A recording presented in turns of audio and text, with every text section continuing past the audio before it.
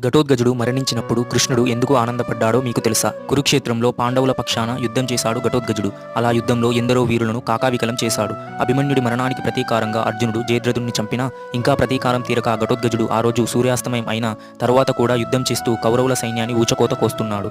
ఘటోత్కచుడికి భయపడి దుర్యోధనుడు కర్ణుడిని శక్తి అనే మహాస్త్రాన్ని ప్రయోగించమంటాడు. కర్ణుడు దాన్ని ప్రయోగించగా ఘటోత్కచుడి గుండెల్ని ఆ అస్త్రం చీల్చింది. ఆయన మరణించి నేలపై పడిపోయాడు. అది చూసి శ్రీకృష్ణుడు గుర్రాలను అదుపు చేసే పగ్గాలను పక్కన పెట్టి రథంపై నృత్యం చేశాడు మరియు అర్జునుడిని కౌగిలించుకున్నాడు. దానికి అర్జునుడు, బావా నీకు ఏమైంది? మహావీరుడు వారసుడు అయిన ఘటోత్కచుడు చనిపోయి అందరూ దుఃఖిస్తున్నారు.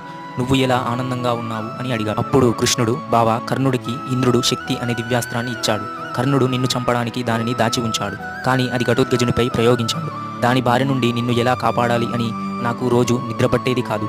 ఇప్పుడు ఆ సమస్య తీరింది అని సెలవిచ్చాడు కృష్ణుడు. కృష్ణుడి లీలల్లో మీకు నచ్చింది కమెంట్ చేయండి మరియు జై శ్రీకృష్ణ అని కమెంట్ చేయండి.